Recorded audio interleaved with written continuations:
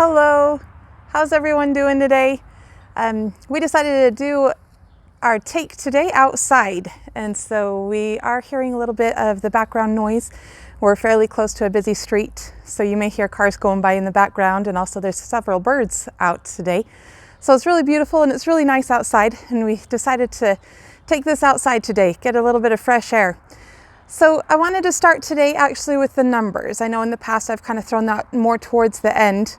But the numbers today are in Utah today. As of today, there are 3,948 confirmed cases with 41 confirmed deaths from the COVID virus.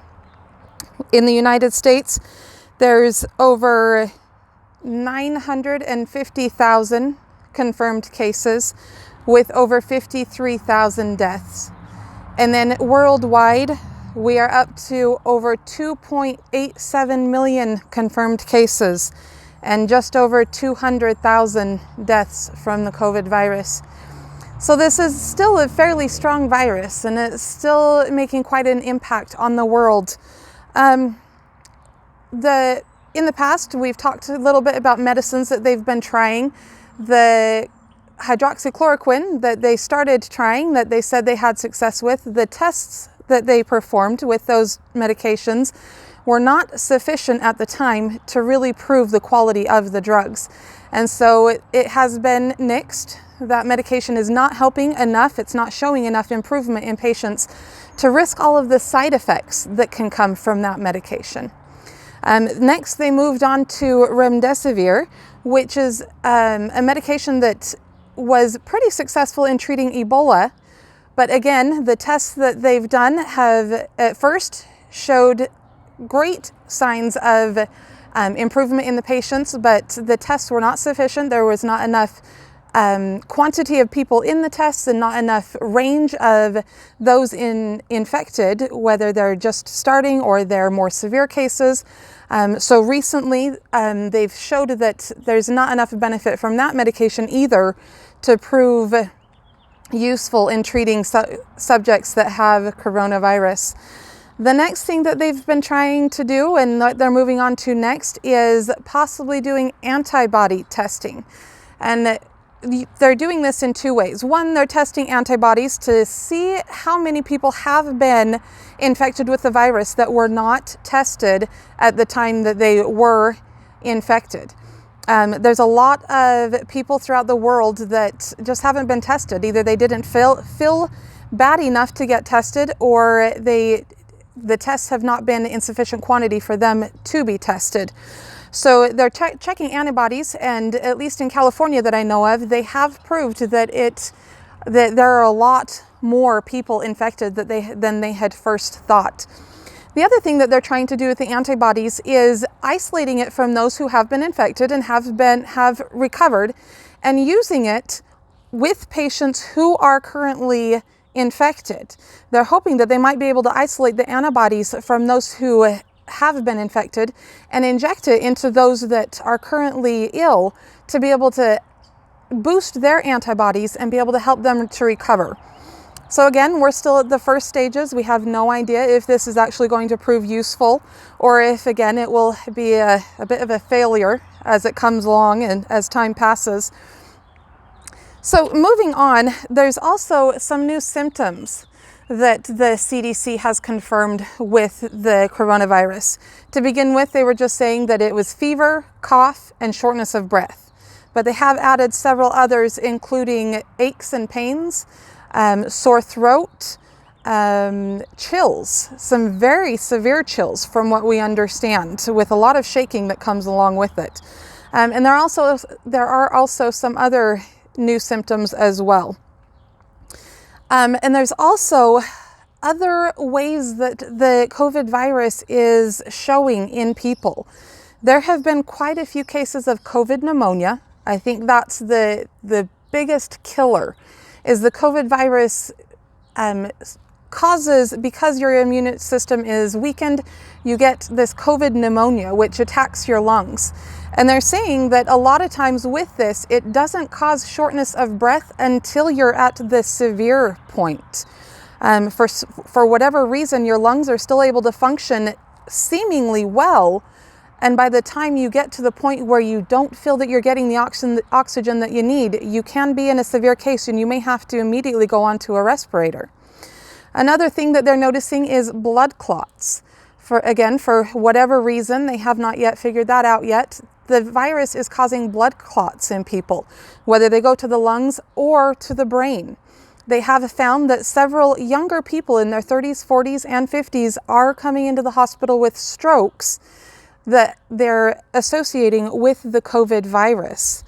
So there's a lot of changes. There's a lot of new information constantly with this virus. There's so many new things that is coming at us.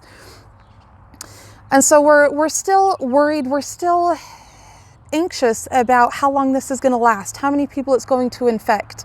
But at the same time, people are done being quarantined. They're ready to get out. They need to resume their lives. So many people are unemployed right now. In the United States, we're up to over 26 million people that have applied for unemployment over the past 5 weeks. And people are done. They need to get back to their life. They need to get back to work. They need to be able to provide for their families, for their spouses. And it's causing people to protest. They're trying to end the shutdowns. They're trying to reopen the economy, which is something that we need.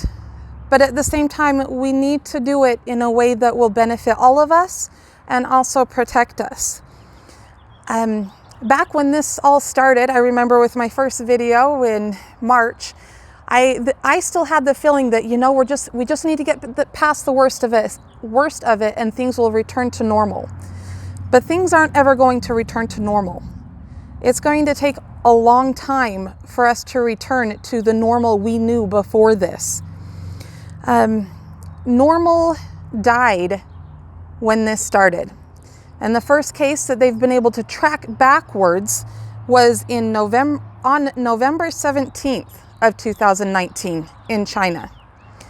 So they've tracked it back a little bit further than they had first thought of those December cases that were in Wuhan.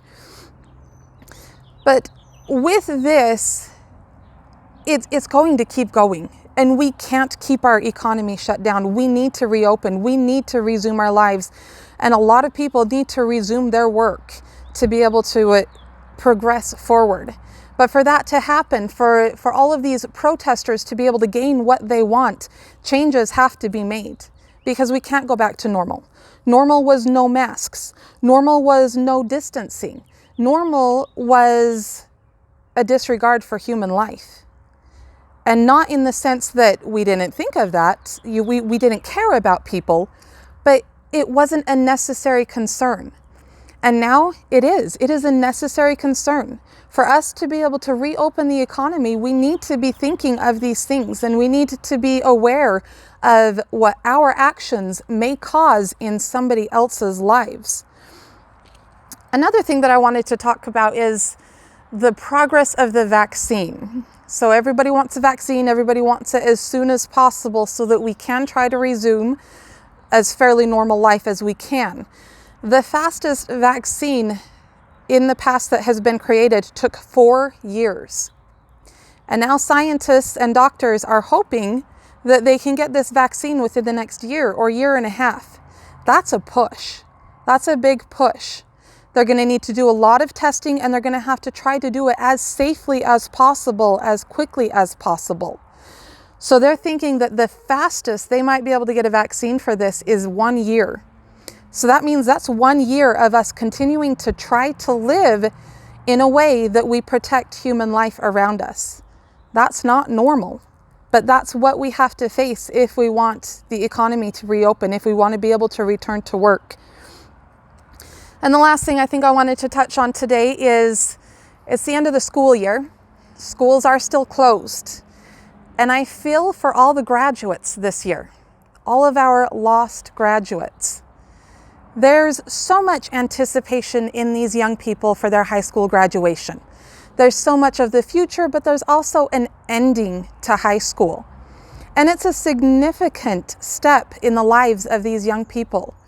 And I can just imagine 15 years from now, somebody asking one of these graduates what year they graduated. And when they say that they graduated in the year 2020, the response is going to be, oh, you're one of the lost graduates. And it's a difficult thing that our students are facing at this time.